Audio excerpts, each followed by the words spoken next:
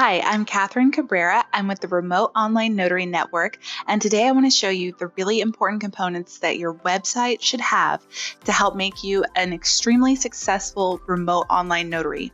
So a few months ago, I took a course in a women's small business group, and a photographer shared the things on her website that really helped her book appointments.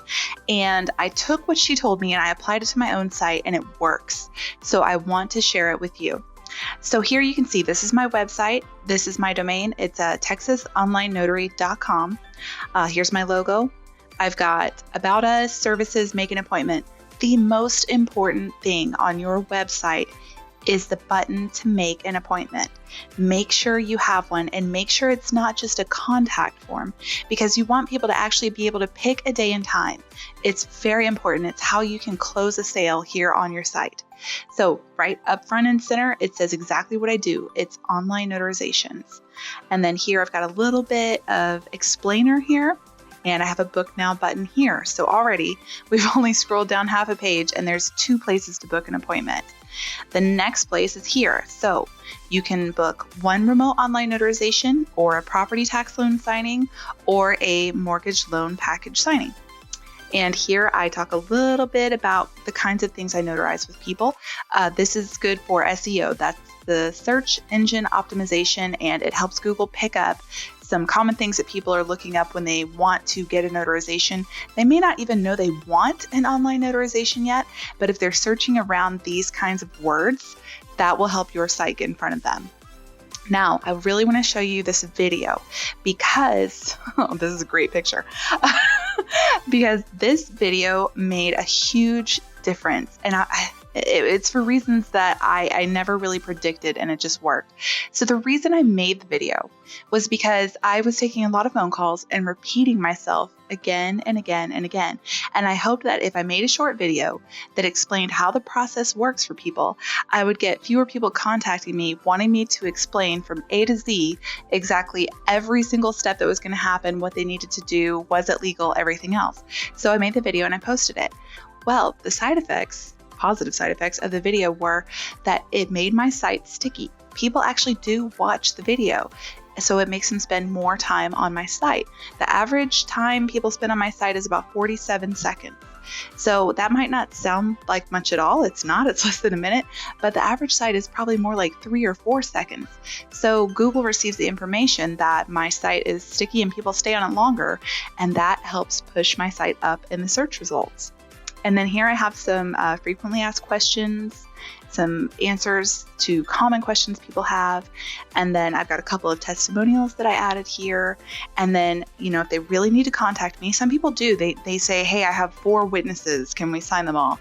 Then here is where they can put a little bit of contact information, and it automatically emails me to my email address.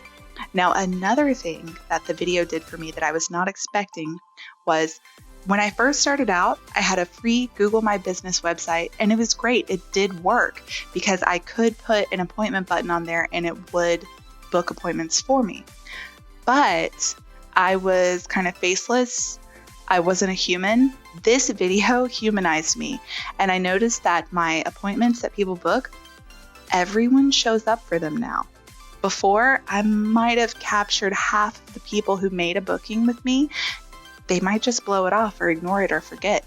But because of this video, they think of me and that this person is waiting on them at this time, which is true.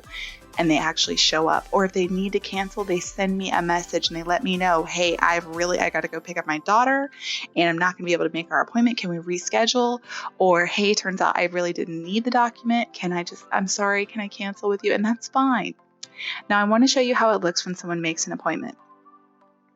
So let's say they choose one remote online notarization. Here, it takes them to my Calendly.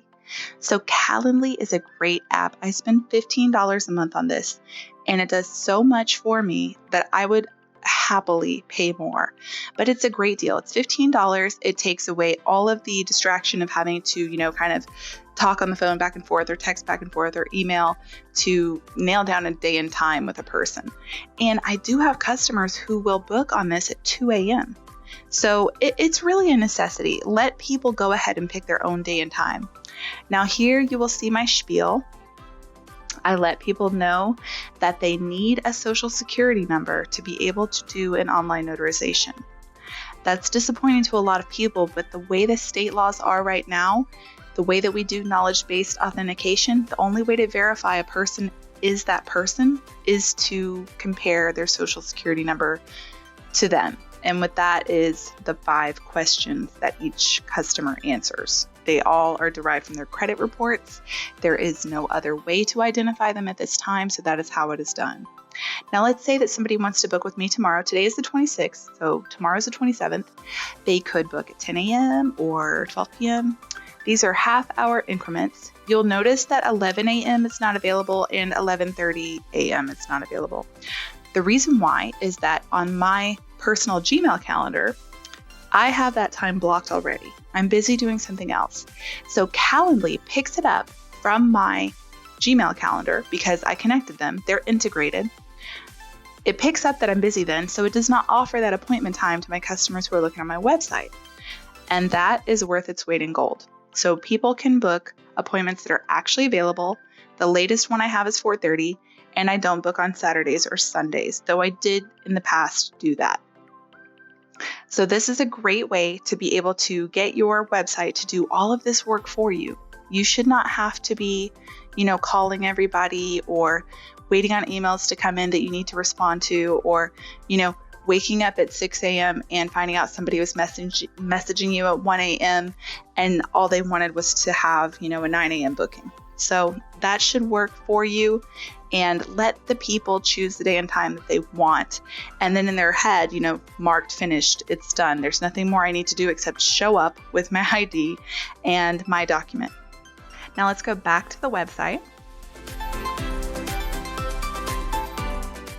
So this is very simple.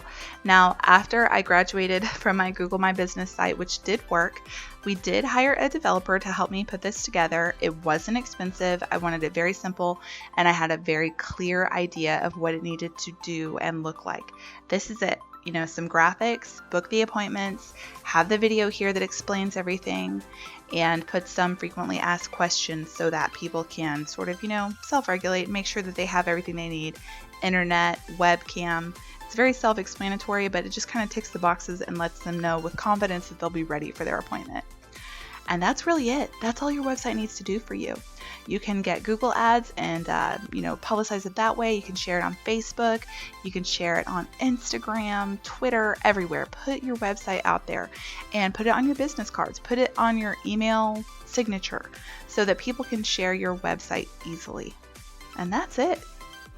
That's all you need to do, and you can start to build a very successful remote online notarization business.